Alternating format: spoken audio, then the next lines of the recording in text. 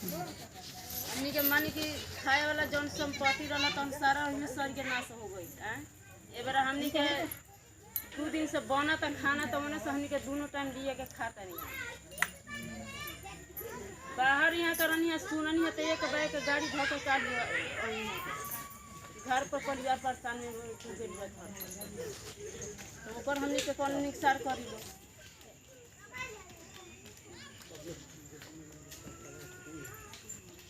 तो बात आप लोगों की लगभग आ गई है।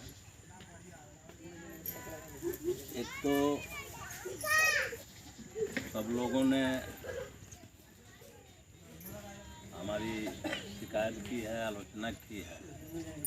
वो आलोचना सही है क्योंकि ऐसे आपदा, ऐसे विपत्ति के घड़ी में हमको तुरंत आना चाहिए, लेकिन हम क्षेत्र में नहीं थे। हम समस्तीपुर चले गए थे, इसलिए आने में एक दिन हमको विलम्ब हो गया। तो लोगों ने जो लोग ये शिकायत किए हैं वो सही शिकायत है।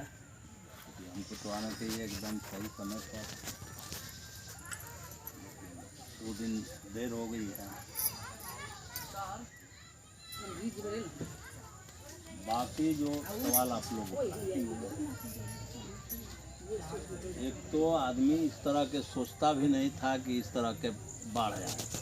ये सूखा के दौर में अब ये बांध के उधर लोग सूखा से परेशान है, पानी नहीं चलता है और इधर जो है बाढ़ आ गई। ये एक अजूबा बात है। दिमाग में भी इस तरह के आदमी नहीं रखा था कि बाढ़ों के लिए हम लोगों को कुछ सोचना। इसे एकदम आदमी मुक्त था, फिर भी आई है। और हम वहाँ रकौली से लेकर और गुथनी तक जितना गांव है लगभग सभी गांवों में गए हैं।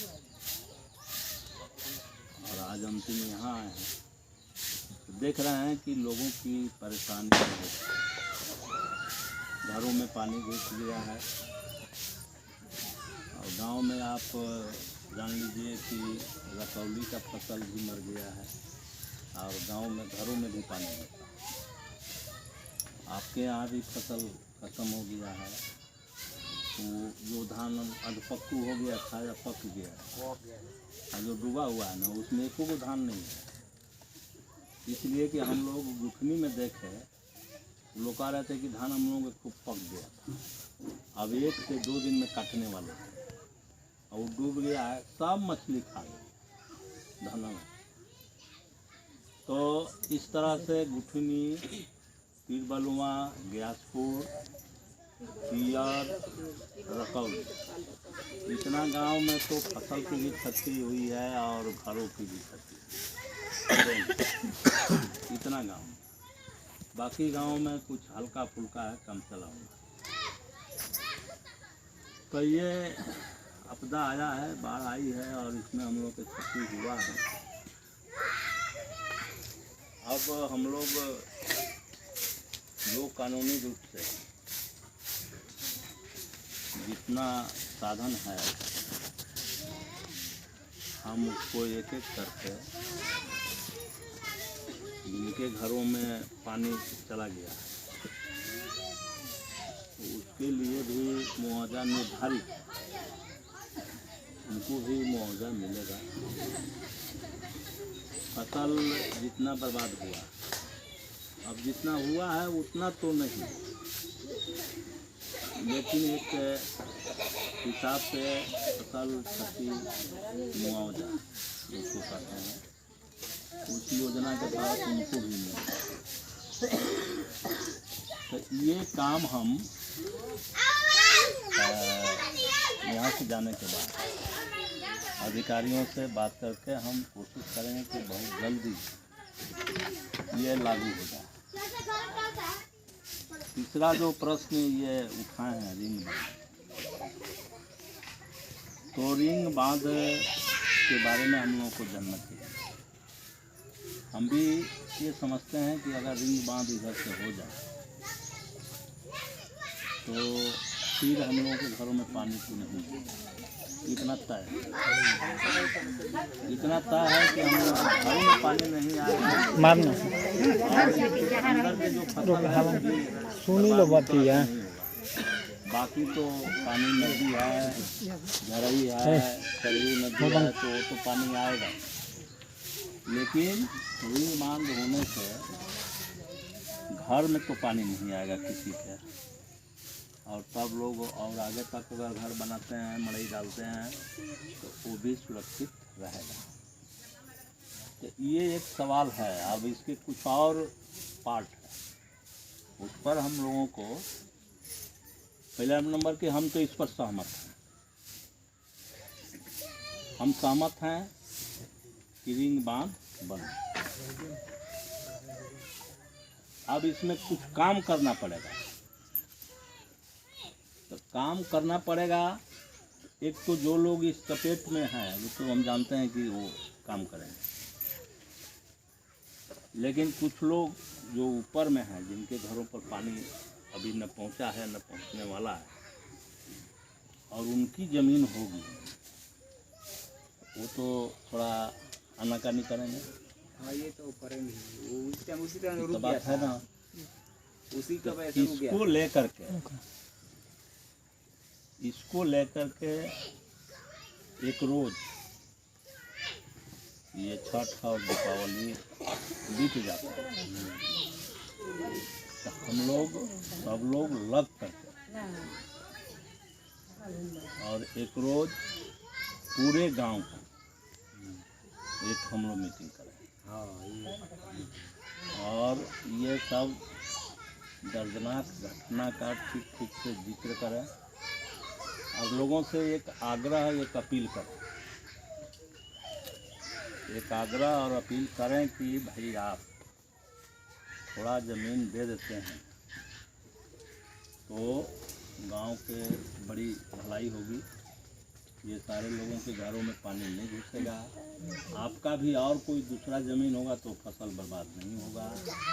और ये घेरा जब हो जाएगा तो वो जो नीचे की ज़मीन है वो काफ़ी मूल्यवान हो जाएगी, इसलिए कि तब लोगों को डर मिट जाएगा कि पानी तो इधर अब नहीं आने वाला, तो वो मूल्यवान हो जाएगी। कुछ लोग आगे बढ़ के और झोंपड़ी पट्टी मड़ई घर द्वार बनाने की कोशिश करेंगे, या वो रिंग बांध के साइड में हर लोग कोशिश करेगा कि हम उस रोड पर चले जाएं, जिनका ज़मीन होगा, या कुछ लोग खरीद करके या जैसे तो है वो बड़े फायदे की चीज़। वो एक तरह से फ़ायदा नहीं है, कई उसके फायदे हैं।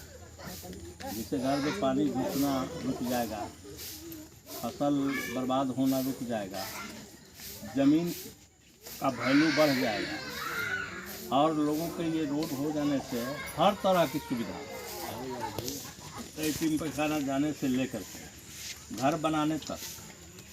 क्योंकि जब ये रिंग बांध हम लोग बनाएंगे तब उसको फिर हम बोल्डरिंग करेंगे, ये टूटे नहीं। एक बोल्डरिंग हुआ है,